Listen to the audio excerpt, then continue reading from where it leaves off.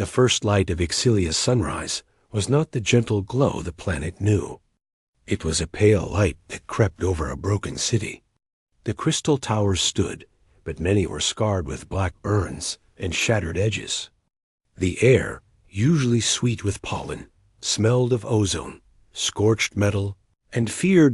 In the central plaza, the Exilians stood in small, huddled groups. They were free from the cages, but they did not know what to do. Their eyes were fixed on the other figures in the square. The Cathar survivors, maybe 24 of them, sat on the ground with their limbs bound. They looked small now, their shiny shells dull in the dawn light. They did not click or snarl. They were silent, their heads bowed. Around them, standing like statues made of shadow, were the black-armored humans. The shadows did not watch the prisoners. They watched the horizons, their weapons held ready, but not aimed. Their job was done, but they were not standing down. From the broken entrance of the command spire, Captain Lee Ji-hun walked. He had removed his helmet again. His face was tired, but his eyes were clear. He was followed by Sergeant Kim Tae-seok and Specialist Choi Hai-jin, their helmets also off. The sight of their human faces did not ease the Exilians' fear, but it changed it. They were not demons.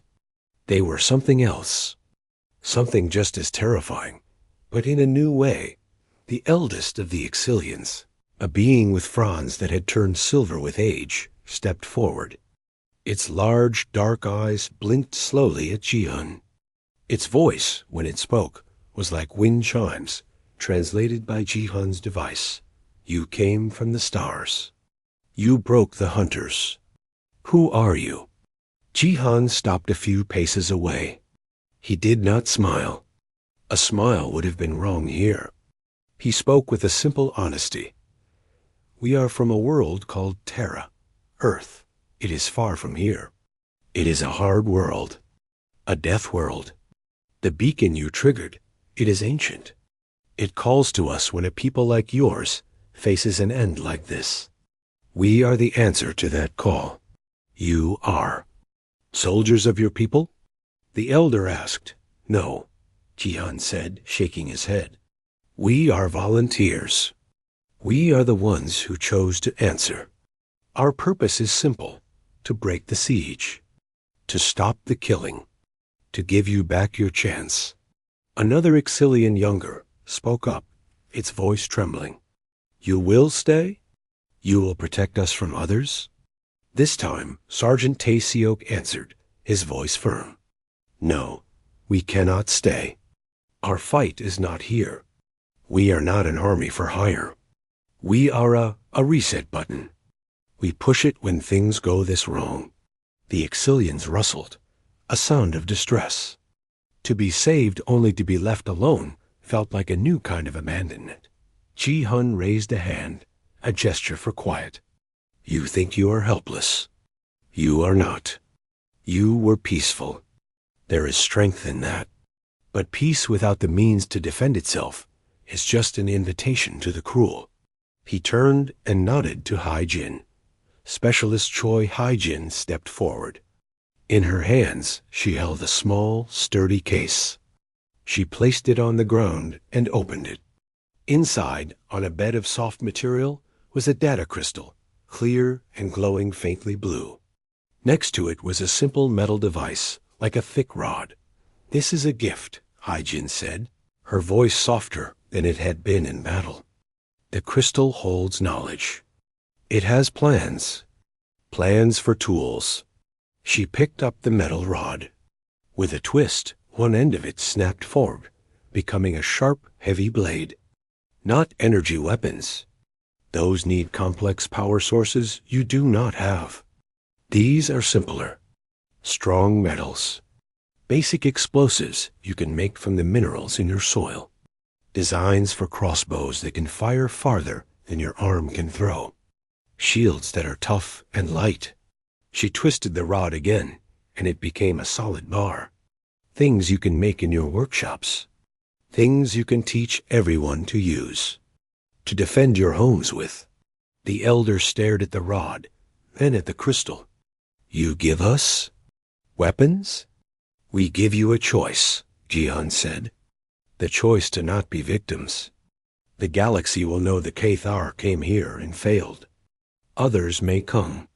They will think you are still weak. Let them think that. And if they attack, let them learn the hard way that you are not weak anymore. That even gardeners can sharpen their tools. He looked at the rising sun, then back at the elder. Your fight is your own now. Your survival is your own. But you do not have to face it with empty hands. A quiet understanding began to settle over the Exilians. It was not comfort. It was a heavy, solemn feeling. The kind of feeling that comes when a child realizes they must learn to walk on their own. The black-armored beings were not parents. They were the ones who had lifted the crushing weight off their chest, so they could learn to breathe again. Ji-hun looked at Tae-seok. Sergeant, prepare to withdraw. Standard Phantom Protocol. Leave them the surviving Cathar dropships. They'll have tech to study. Tae-seok nodded and began speaking into his helmet mic. The silent shadows around the plaza started to move, pulling back towards the edges of the city, where the darkness of the alleyways still lingered. The Exilians watched them go. The elder took a hesitant step towards Ji-hun. We do not even know your names. Ji-hun looked at the old being, at the city, at his own soldiers fading into the ruins. Our names are not important. Just remember what happened here. Remember that the galaxy believes Deathworlders are monsters. He paused, securing his helmet back over his head. His voice came through the external speaker, slightly distorted, final. Sometimes that is the only thing that monsters understand. He turned and walked away.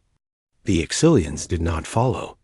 They stood in the growing light, holding the data crystal case, and watched their saviors, their terrifying, temporary guardians leave dot at the city's edge. The shadows gathered. They did not form lines. They just stood, waiting. One by one, their armor's phase shift systems activated at low power. The edges of their black forms began to blur, as if they were drawn in smoke, and someone was running a hand over the drawing. The solid black faded to gray, then to a pale, shimmering transparency. They became like heat haze, then like a memory. Then nothing. The Exilians blinked. One moment, a dozen black figures were there. The next, the space was empty. Only the trampled moss and the silent, broken ships of the Cathar remained as proof any of it had happened. High above, in the interstitial layer, the human dropships and anchor station phased back into their hidden space. On the bridge, Park Soo-min watched the planet Exilia shrink on her screen, whole, quiet, and free. Mission complete, Captain, she said. Lee Ji-hun, his armor off, stood looking at the same screen. He saw a world that would never be the same. A world that had learned a terrible, necessary lesson. He nodded slowly. The scream is answered, he said quietly. Set course for home. And keep listening. In the vast, silent archives of the Galactic Consensus, the report on Exilia would be filed as an unsolved mystery. A Cathar fleet shattered. No clear explanation. Some would whisper about old legends, about phantoms and Deathworlders. Most would dismiss it, but on hidden channels, in the darkest hours on worlds under the boot of empires, the story would be told. Not as a fairy tale, but as a secret. A desperate last-ditch hope. That if you screamed into the void not for pity, but for justice, and if your scream was pure enough, terrible enough, the shadows themselves might just answer back. The beating heart of the Cathar invasion was not on the ground. It was in the sky. A massive spear-shaped ship hung directly above Lumina's main plaza. This was the command spire, a lander that also served as Overseer Jurla's mobile headquarters. From here, beams of energy shot down to keep the Exilians cowed. From here, troops were deployed. It was surrounded by a shimmering dome of energy and patrolled by heavy walkers, their clawed feet clanking on the crystal streets. On the bridge of this spire, Grail was losing his mind. His screens showed chaos. Red dots his patrols were vanishing all over the city. The few video feeds he got were nightmares of static and fleeting glimpses of black armor. His communications were filled with panicked, cut-off shouts. "They're in the walls. The shadows are alive. My weapons do nothing." Then silence. "Bring all forces back to the spire." He screamed, spit flying from his mandibles. "Form a defensive perimeter. Nothing gets through. And get me a clear scan." "What are they?" His crew scrambled to obey. On the ground, Katha soldiers began to retreat, pulling back from the city's edges towards the bright, safe light of their mothership. They moved in frightened groups, their weapons sweeping the deepening darkness. The strange, silent attack had broken their will. They were no longer conquerors. They were prey waiting for the predator to strike. They did not have to wait long. In the air above the spire, space itself seemed to ripple. It was like heat haze on a desert road, but at night. Then, with a sound that was less a roar and more a massive thud of displaced air, the human dropship phased into reality. It appeared only 50 meters above the command spire's energy dome. It was a black arrowhead against the stars, blotting them out. Alarms blared across the Cathar ship. Grail stared up, his compound eyes reflecting the impossible sight. "Fire! Fire everything!" But the dropship didn't attack. Its bay doors simply opened, and from the opening, black figures dropped. They did not have jump jets. They did not have parachutes. They fell. Captain Lee Ji-hun led the drop. The wind roared past his helmet, but inside it was calm. His display counted down the meters. 50, 40, 30. The energy dome of the spire rushed up to meet him. His suit's phase shift generators, pushed to their limit, engaged at the last possible moment. To the Cathar watching, the falling shadows seemed to flicker and become insubstantial just as they hit the dome. They passed through the energy field like stones through smoke, solidifying again on the other side.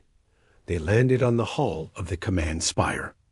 The impact would have shattered the bones of any other species.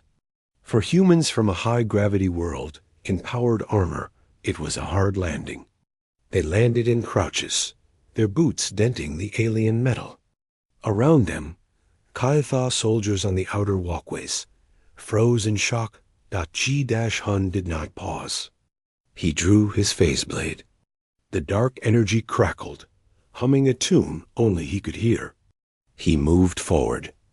A Cathar heavy warrior, larger than the others, raised a rotary plasma cannon. It began to spin with a high-pitched whine. Ji-hun didn't run. He charged straight at it. The Cathar fired. A stream of plasma bolts filled the air. Ji-hun's phase shift kicked in again, not for a full pass-through, but for microsecond flickers. He weaved through the barrage, not by seeing the bolts, but by feeling the shifts in energy his suit detected. To the Cathar gunner, it looked like the black demon was phasing in and out of existence, untouched. Then Ji-hun was within reach. His phase blade swept up in a diagonal arc. It passed through the barrel of the plasma cannon, through the warrior's armored torso, and out the other side. The weapon and the warrior fell apart in two clean, smoking pieces. Sergeant Taesiak's squad hit the ground level. They formed a tight wedge and pushed towards the main entrance of the spire. Cathar soldiers fired from barricades. Kinetic slugs slammed into the barriers, not trying to pierce, but to hammer them with pure force. The concussion was deafening. When a Cathar peeked out to fire, Choi Hai-jin, positioned on a nearby rooftop, would remove its head crest with a single precise shot. Inside the spire, it was a nightmare of close-quarters combat. The corridors were narrow. The Cathar were used to fighting at a distance. The shadows were not. They fought in the dark, using thermal vision. They used grenades that released not fire, but clouds of blinding, disorienting nanits. They used sonic pulsars that mimicked the Exilian scream of terror, a sound that physically pained the Cathar. The invaders were trapped in a metal box with ghosts who knew every way to hurt them. Ji-hun fought his way to the central holding area. He found the main containment grid. Hundreds of Exilians were packed inside, their glow dimmed by fear. The control panel was guarded by 2 hulking Cathar with crackling energy staves.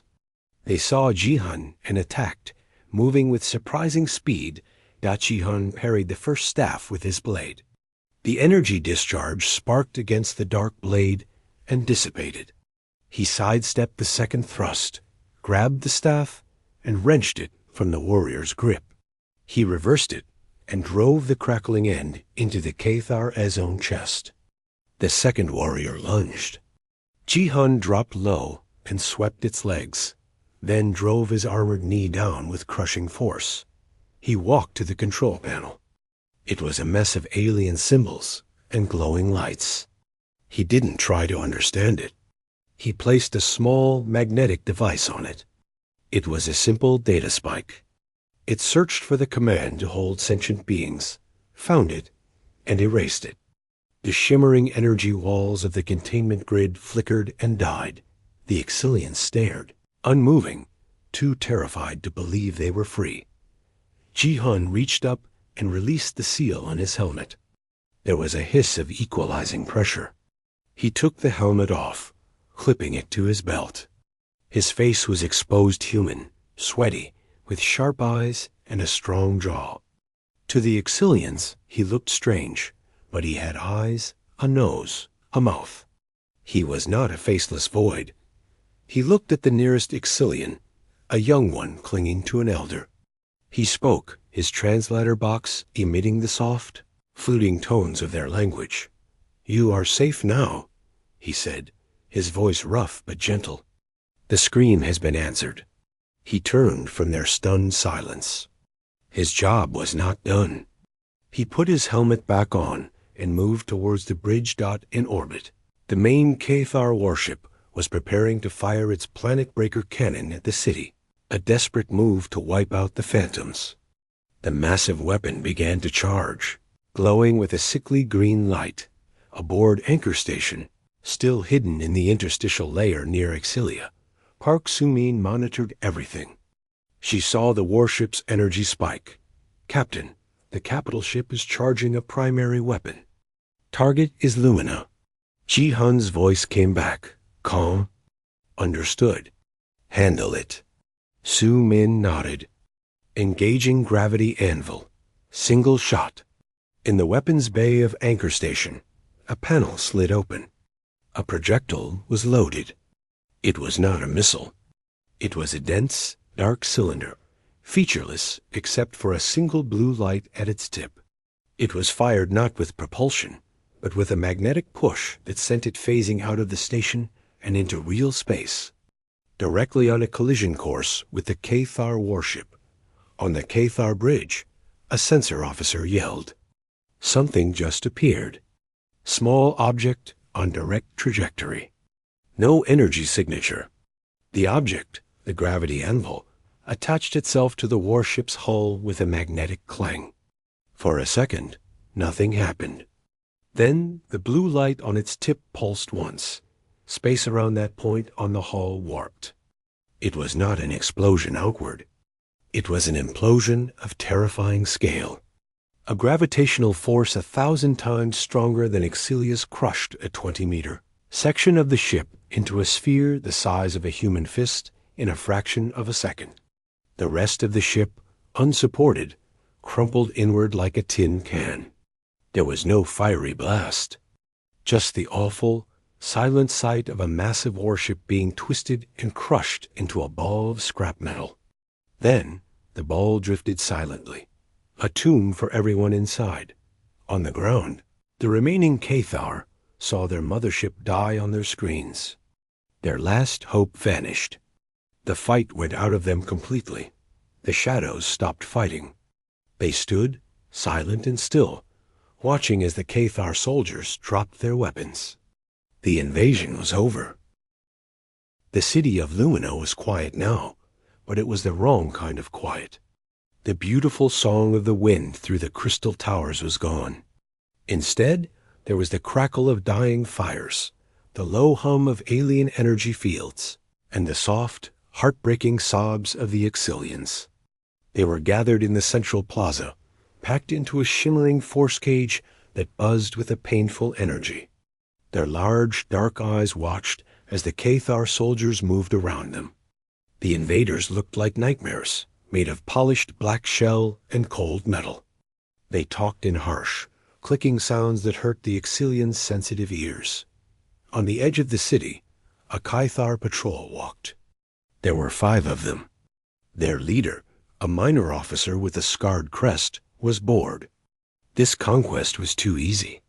There was no fight, just gathering. He kicked over a stand that had once sold glowing fruit. The delicate fruits rolled on the mossy ground, their light fading. His second in command, a younger Cathar named Kurtok, was fiddling with a sensor pack. It was a handheld device that read heat, movement, and energy. It had been blinking with a steady stream of data, the heat of fires, the movement of captured Exilians, the energy signatures of their own ships. Then it K stopped walking. He frowned, his mandibles twitching. He tapped the device. The screen showed solid, stable mass readings appearing ahead of them, near the entrance to a narrow alley between 2 glowing buildings. But the thermal scan showed nothing. No body heat. The energy scan showed a complete void. It was as if the sensor was telling him there was a large rock that was also not there. "Officer," Kurtok said, his voice uncertain. "My scanner? It is reading something, but it has no signature. It is like reading a shadow." The officer snarled, a wet, clicking sound. "Your machine is faulty. This planet's spores are in the air. It is nothing. Keep moving." They took 2 more steps. From the roof above the alley, Specialist Choi Hai-jin lay perfectly still. Her black armor made her part of the darkness. Through her rifle's scope, she watched the patrol. She saw the one with the scanner hesitate. She let her breath out slowly. Her crosshairs settled not on the Cathar, but on the power unit on the back of the officer's exosuit. It was a rounded box, glowing with a soft blue light. She squeezed the trigger. There was no loud bang, just a deep thump from the rifle's suppressor, a sound lost in the city's other noises. The tungsten slug, moving faster than sound, crossed the distance in an instant. It struck the power unit dead center. The unit did not catch fire. It imploded. There was a flash of blinding blue-white light, then a crushing hump of air. The officer was gone. Where he had stood was a small crater and pieces of smoking chitin. The force of the contained explosion knocked the other Cathar off their feet. For a second, there was stunned silence. Then, chaos. The remaining Cathar scrambled, their claws scrabbling on the crystal road. They fired their plasma casters wildly. Bolts of superheated energy, bright and loud, shot into the alley and the rooftops. They lit up the gloomy street in flashes of orange and yellow. They hit nothing. The shadows in the alley seemed to move. One Cathar turned, raising his weapon. A shape detached itself from the darkness. It was tall, humanoid, and blacker than the space between stars. It did not run. It flowed. Before the Cathar could fire, the shape was in front of him. A black-armored fist, powered by servos and muscle, trained in Earth's heavy gravity, shot out. It did not punch through the hard shell. It delivered a concentrated impact with the force of a speeding truck. The Cathar's chest plate cracked inward with a sound like snapping stone. He flew back 3 meters, and did not move. Another Cathar aimed at the shape. He pulled the trigger. The plasma bolt should have hit it point blank. Instead, the black figure seemed to blur, to slide to the side without moving its feet. The bolt passed through where it had been and melted a hole in a wall. The figure took one smooth step forward. In its hand was a hilt. A blade of crackling darkness sprung to life. It swung once. The Cathar's weapon, and the arm holding it, fell to the ground. The soldier stared, confused, before a second silent strike ended him. K. Retalk, the one with the scanner, was on his knees. He saw it all. He saw the impossible speed. He saw the way they moved without sound. He saw their weapons crude, physical things that broke and cut in ways energy weapons did not. His scanner was going crazy, showing mass readings everywhere and nowhere. He looked up. On the rooftop, he saw another black shape, holding a long, dark rifle. It was looking right at him. He fumbled for his communication device. Overseer. Overseer Growl. This is Patrol Gamma. We are under attack. We are. His voice choked off. A black, gloved hand closed around his wrist. The grip was like iron. He looked up into a smooth, featureless black faceplate. It reflected his own terrified expression back at him. There were no eyes, no mouth. Just his own fear staring back. The last thing Kadok saw was the reflection of his own face. As the darkness took him in orbit, Overseer Grell was getting angry. First, Patrol Gamma's signal had cut off mid-sentence. Then 2 more patrols on the western edge of the city had stopped reporting in. His tactical screen showed 3 blinking red dots where his units had gone silent. What is happening down there? He roared, "Show me a visual. I want to see." A terrified technician managed to patch into the helmet camera of a soldier from a patrol near the silent zones. The feed flickered onto the main view screen. It was shaky. It showed a street lit by fire.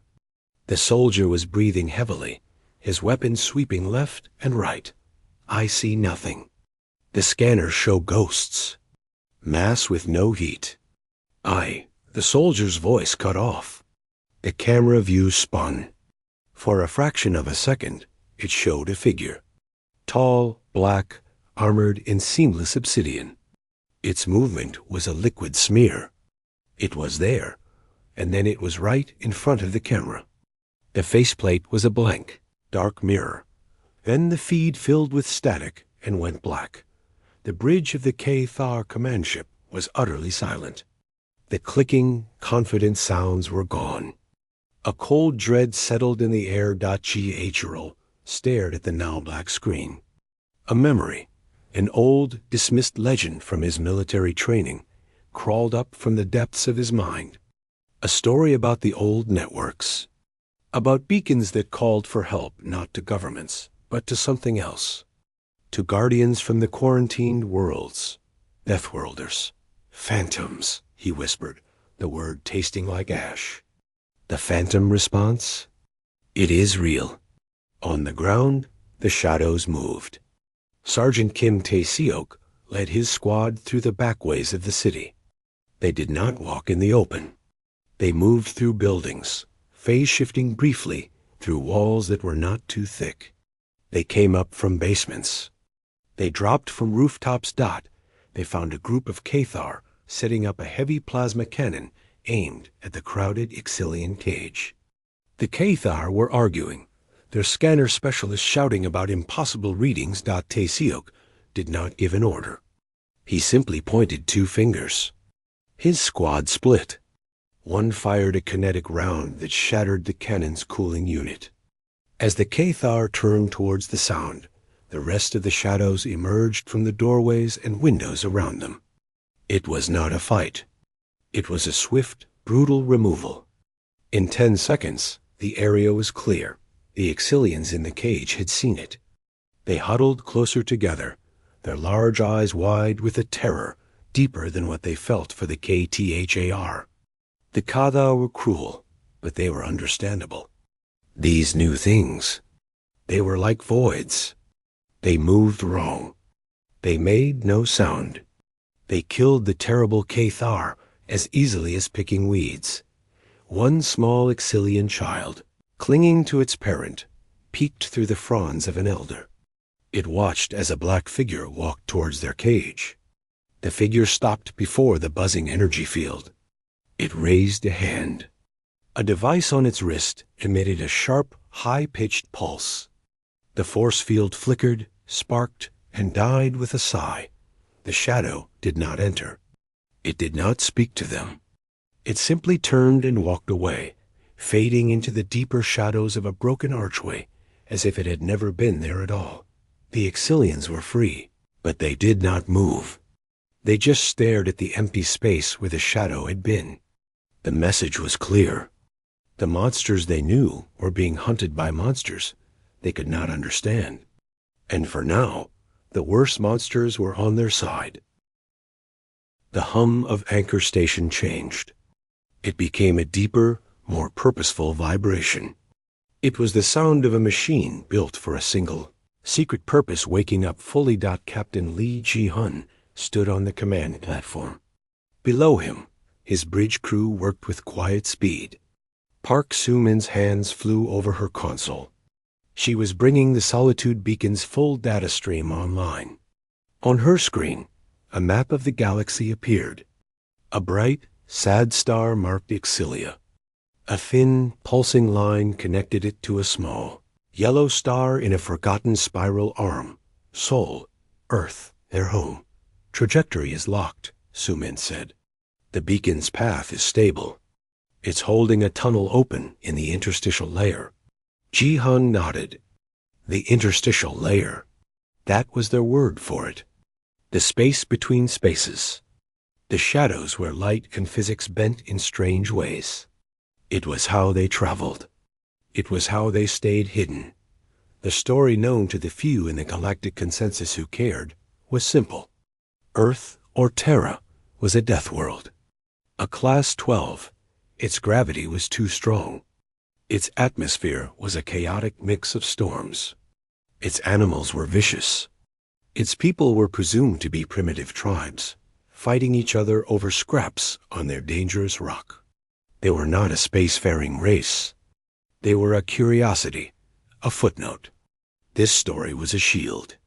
It was the most important weapon humanity had. Centuries ago, on the moon, a mining operation found something that was not rock. It was a smooth black sphere the size of a building. It did not react to tools, to lasers, to anything.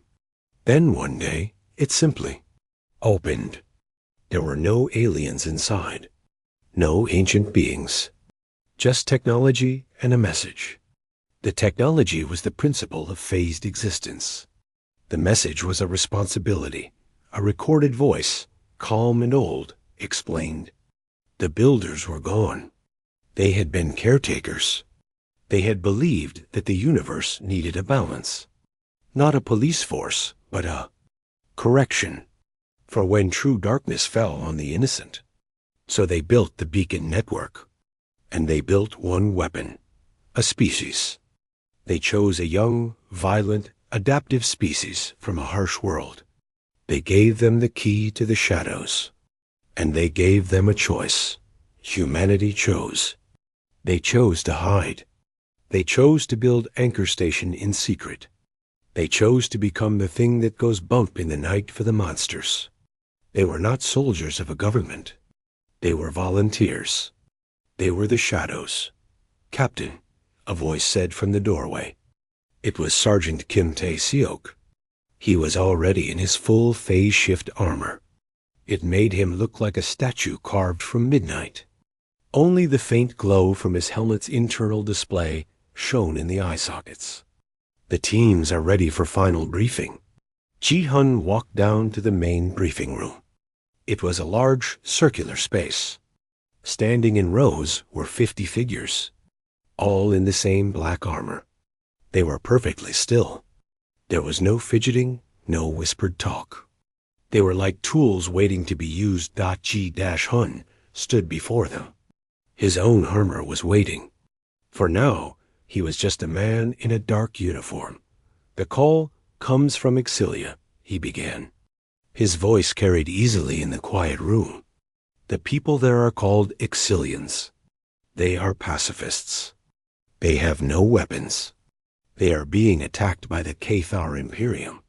The Cathar are slavers and pillagers. They are strong, but they are bullies. They expect no fight." He gestured, and a hologram appeared in the center of the room. It showed a Cathar warrior. It was tall, with a hard, shiny exoskeleton. It had 4 arms. 2 larger ones ended in sharp claws. 2 smaller ones held weapons. "Their strength is in energy projection," Ji-hun continued. "Plasma casters, sonic disruptors. Their personal shields are very good. They are designed to absorb or deflect energy-based attacks. That is what most spacefaring races use." A small smile touched his lips. It was not a warm smile. "They will not be ready for us. Sergeant." Sergeant Kin Tae-seok stepped forward. "Listen up," he said, his voice crisp through his helmet speaker.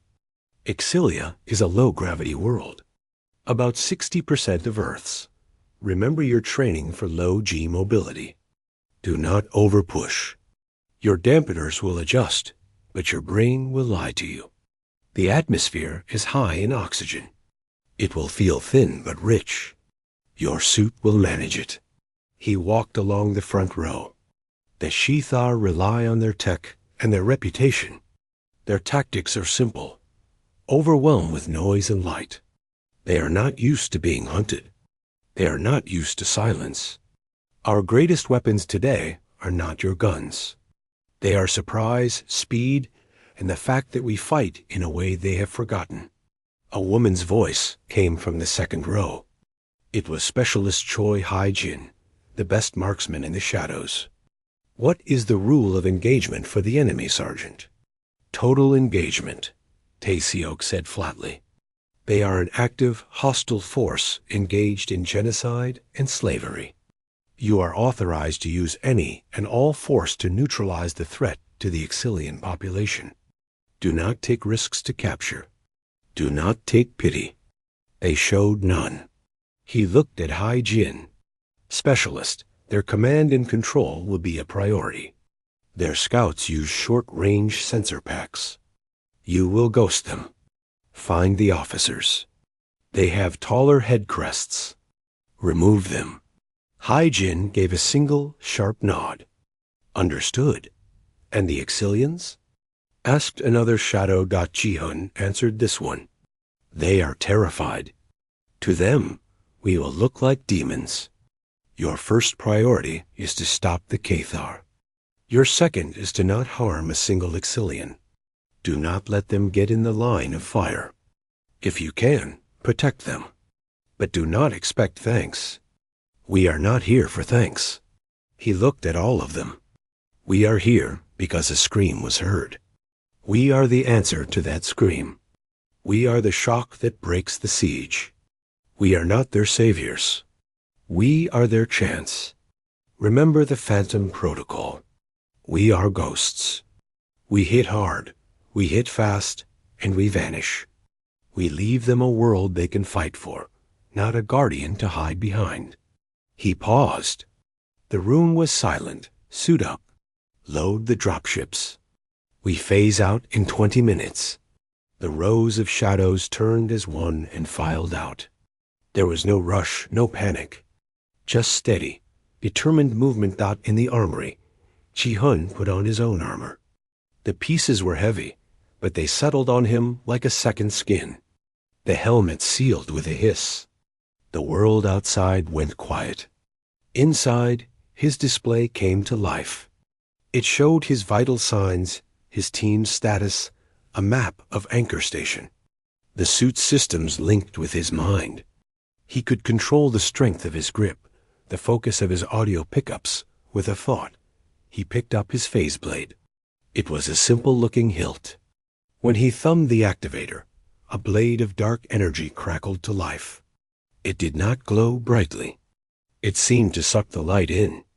It vibrated at a frequency that existed partly in another dimension, allowing it to cut through almost any material. His other weapon was a heavy kinetic rifle. It did not fire lasers or plasma. It fired solid, dense metal slugs at incredible speeds. Simple, brutal, effective against shields. Designed for energy. He walked to the launch bay. 3 dropships waited. They were shaped like arrowheads, with no windows, covered in the same light-absorbing material as the armor. They looked like chunks of darkness. Sergeant Tae Seok's team was boarding one ship. Specialist Hae-jin gave Ji-hun a nod as she passed, her long rifle already slung across her back. Ji-hun entered the lead ship. The inside was cramped, just seats and harnesses. He took the commander's seat at the front. Through a camera feed on his display, he watched the massive bay doors of Anchor Station begin to open. Outside was not the star field of Jupiter, but a swirling grayish-blue nothingness. The interstitial layer. The shadows. Sumin's voice came through his helmet. "Captain, the path is clear. The beacon is holding. You are go for phase jump." Acknowledged Anchor Station. Initiating jump in 3, 2, 1. The pilot, a shadow named Park Min-soo, engaged the drive. There was no loud roar, no flash of light.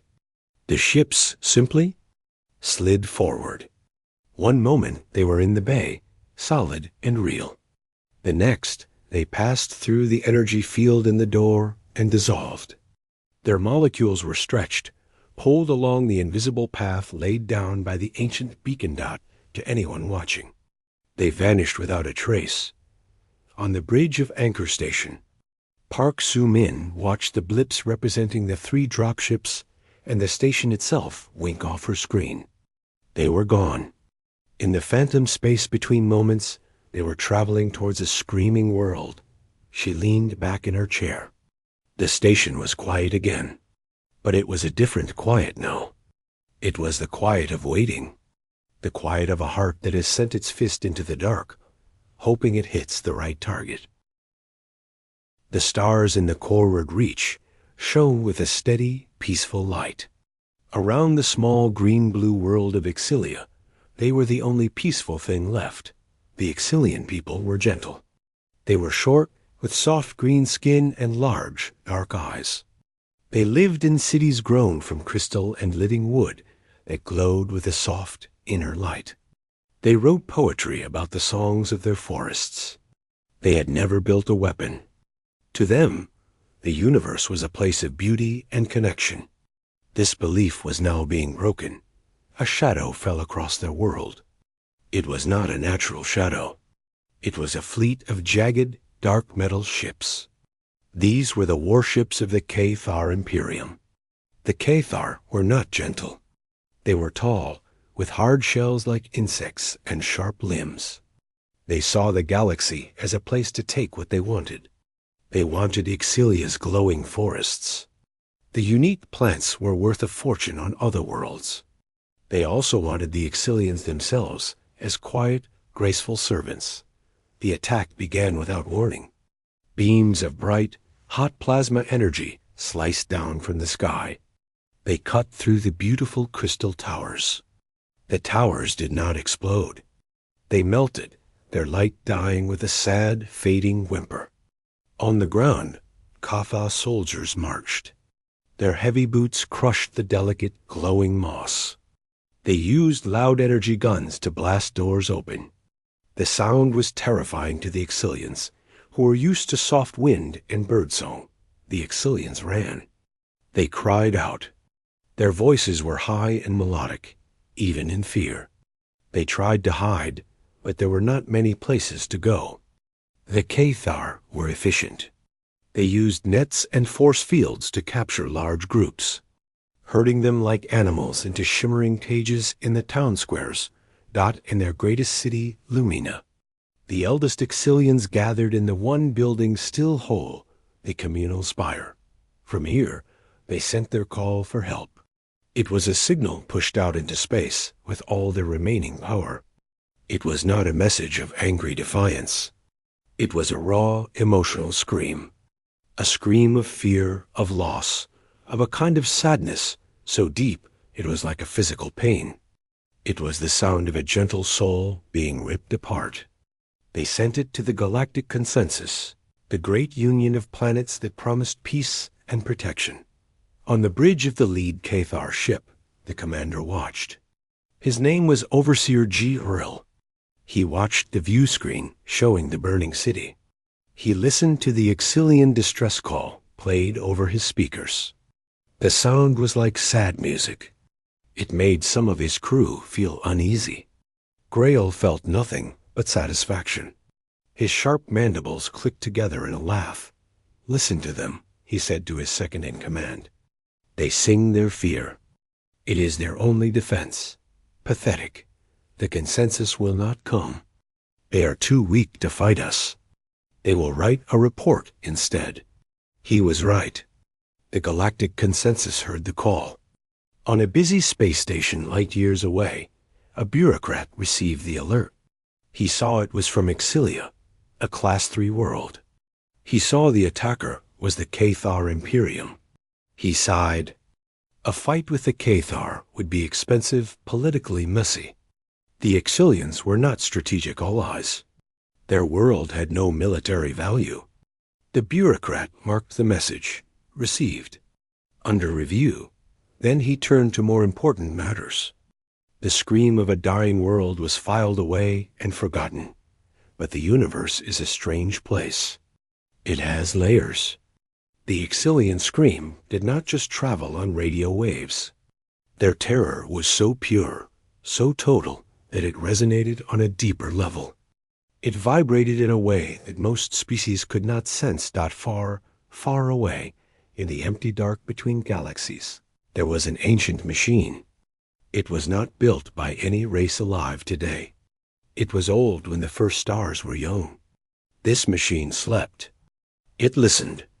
It was programmed for one thing, to hear a specific kind of signal, not a call for trade or for friendship.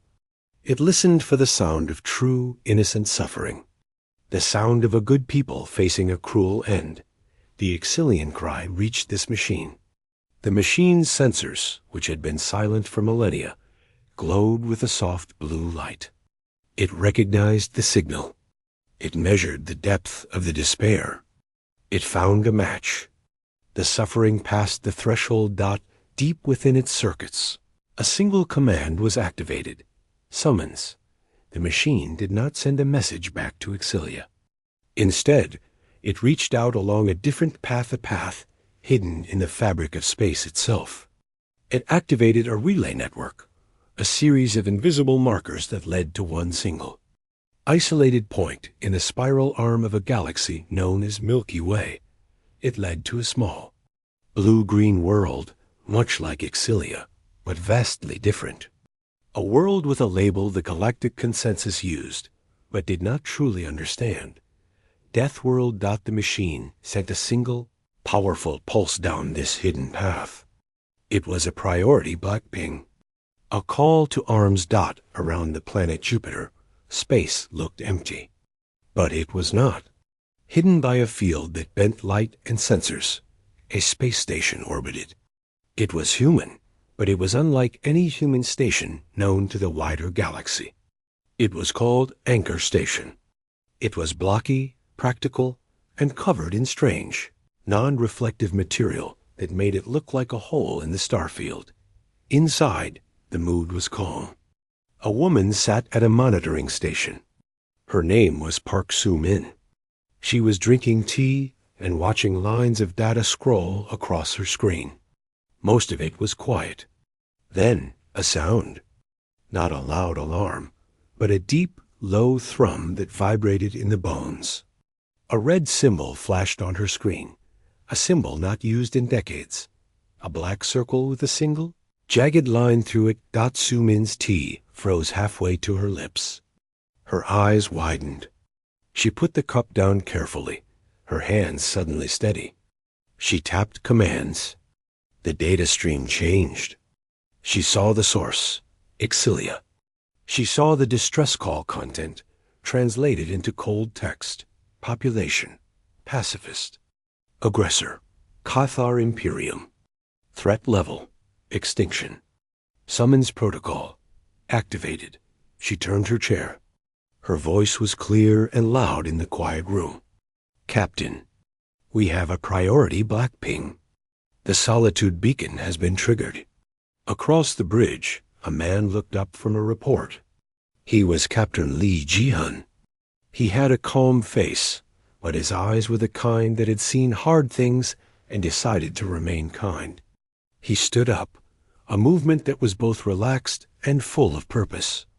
He walked to Su-Min's station and leaned over her shoulder.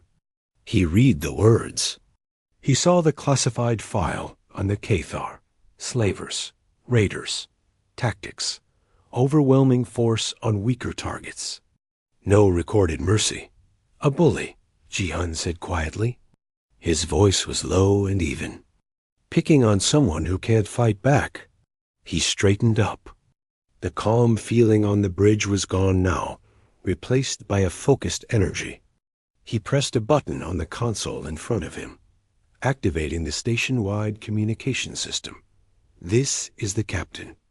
All shadow teams, condition Phantom. Suit up. Prepare for immediate deployment. He released the button and looked at his bridge crew. Their faces were set, serious. They had trained for this, but none had ever seen it happen. We have a contract, Ji-hun said. A screen needs an answer. Down in the bowels of the station, in places not on any official map, lights came on. In large, plain rooms, men and women stopped what they were doing. They were eating or exercising or repairing gear. They heard the captain's voice. They all moved at once. They walked to lockers and opened them. Inside were not normal spacesuits. The suits were black, a black so deep it seemed to swallow the light around it. There were no shiny patches, no flags, no names. The material looked smooth, like stone, but moved like cloth. They began to put them on, each piece locking into place with a soft click. No one spoke much. There were only the sounds of preparation, the click of armor, the hiss of seals, the low hum of power packs coming to life. They were not an army. They were something else. They were the answer to a scream from the dark. They were the consequence. And they were now awake.